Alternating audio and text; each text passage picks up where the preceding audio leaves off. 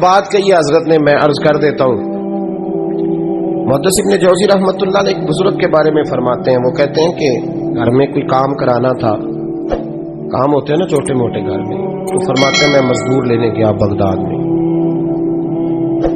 چوکوں پہ مزدور ساری عمر کا مزدور ہی ہے نا بیچارہ، امیر تو امیر تر ہوتا جا رہا ہے اور غریب غریب تر ہو. ہمارے تو پیر بھی لوگوں کو کہہ رہے ہیں فقیر ہو جاؤ، خود امیر ہوتے جاتے ہیں، خود روز بروز امیر ہو رہے ہیں، دنیا کو کہہ رہے ہیں فقیر ہو جاؤ. تم بھی تو تھوڑا فقر اختیار کرو نا بھائی، جو درس دے رہے ہو. الا ماشاءاللہ، سب کی بات نہیں کرتا. فرماتے ہیں کہ میں نا مزدور لینے گیا، بغداد کے چوک میں مزدور بیٹھے ہوتے تھے، میری ان مزدوروں میں سے ایک نوجوان بچے پہ نظر پڑی. بڑا کمزور سا وجود تھا لیکن چہرے پر عبادت کا نشان تھا، ماتھا بتاتا تھا کہ نماز کا بڑا خیال رکھتا ہے. میں اس کے قریب گیا، چہرے بھی بڑا کچھ بتاتے ہیں نا، چہروں میں بھی بڑی رانائی ہوتی ہے. فرماتے ہیں میں قریب گیا، میں نے اس کو کہا بیٹے مزدوری کرو گے؟ تو کہنے لگا مزدوروں میں بیٹھا ہوں تو ضرور مزدوری کے لیے ہی تو بیٹھا ہوں. تو میں نے کہا کہ چلو پھر. کہنے لگا نہیں میری کچھ شرطیں.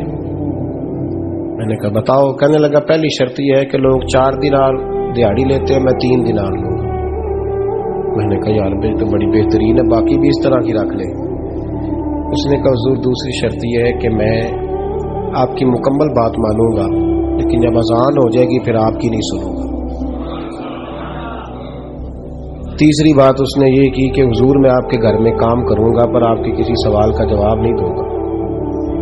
کہتے میں نے کہا یار تو بڑا عجیب ہے، شرطیں تو مالکوں کی ہوتی ہیں. کہنے لگا جی بہرحال میں شرطیں لگا کے جاتا ہوں.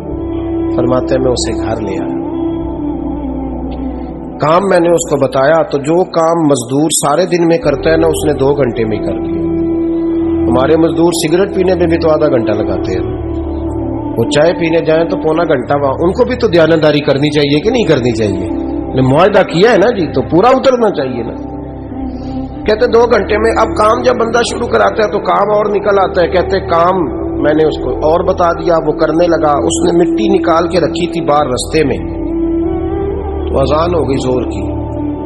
اس نے وہیں کدال چھوڑی کہیں اور چلنے لگا. تو میرا بیٹا کہنے لگا اس کو ذرا برابر کر دو. کہنے لگا چپ کر جا، تیرے باپ سے بات ہوئی تھی، جب اذان ہوتی ہے تو میں کسی اور کی نہیں سنتا، صرف اللہ رسول کی سنتا ہوں.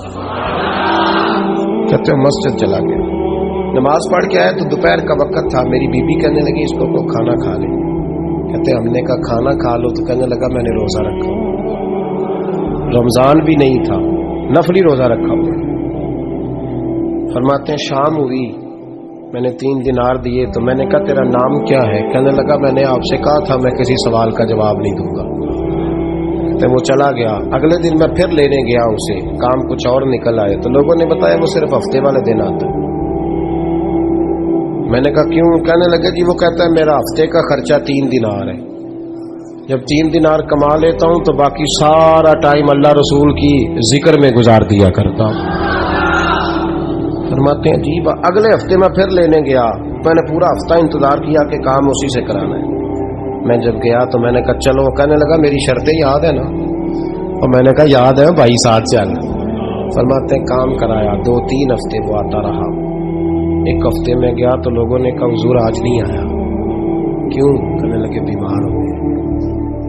کہاں گھر ہے؟ کہنے لگے بغداد کے قبرستان کے پیچھے جو کچی آبادی ہے اس میں رہتا ہے.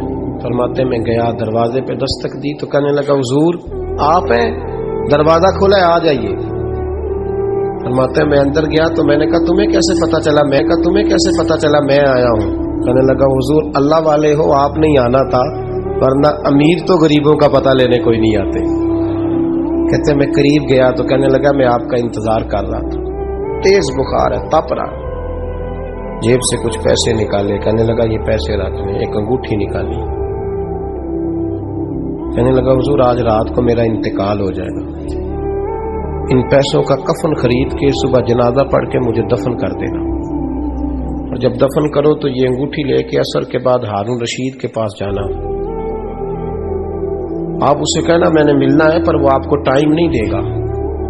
آپ اس کو آواز دیجیے گا کہ تیری ایک امانت ہے میرے پاس. پھر وہ آپ سے ملے گا تو انگوٹھی دے دیں. پھر آپ میری طرف سے فارغ ہیں.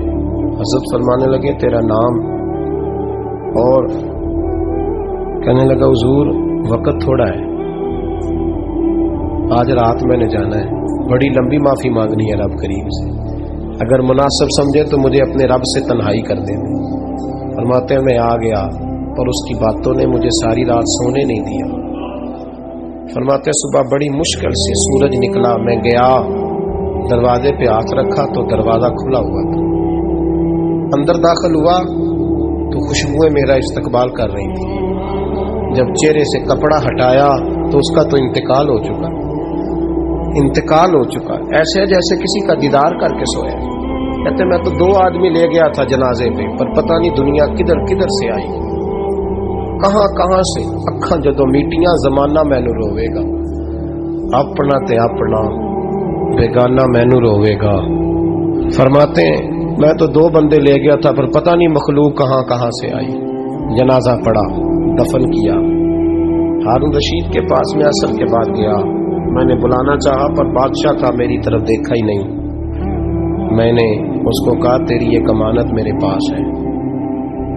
فرماتے ہیں وہ مجھے کونے پہ لے گیا، کیا بات ہے؟ کمرے میں بلایا، میں نے انگوٹھی دی۔ ہارون رشید تو چیخے مارنے لگا، کہنے لگا انگوٹھی والا کہاں ہے؟ میں نے کہا وہ تو انتقال کر گیا۔ کہنے لگا مجھے قبر پہ لے چل۔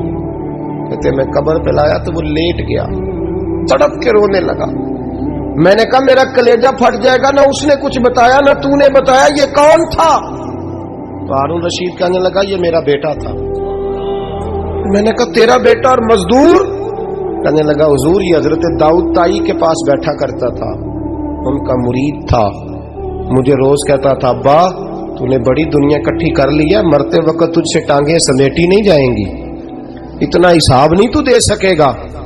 میں اس کو سمجھا دیتا، اس کی اماں سمجھا دیتی، یہ روز ہمیں کہتا چھوڑ دو آ جاؤ اللہ رسول کی بارگاہ میں جھک جائیں، ہم سمجھ۔ ایک دن یہ چلا گیا، کہنے لگا پھر تمہارا رستہ اور ہے اور میرا رستہ اور ہے۔ یہ سونے کی انگوٹھی غلطی سے اس کے پاس رہ گئی، غلطی سے ہیرے کی انگوٹھی چلی گئی۔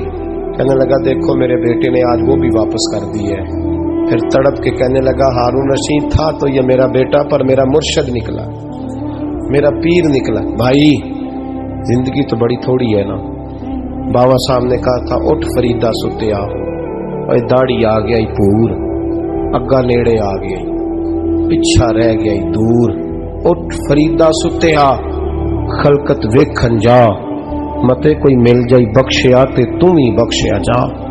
اٹھ فریدا ستیا، جھاڑو دے مسیت، تو ستے رب جاگدا، تیری ڈاڈے نال پریت۔ میرا رب ہمیں بھی اپنی بارگاہ میں قبول فرمائے۔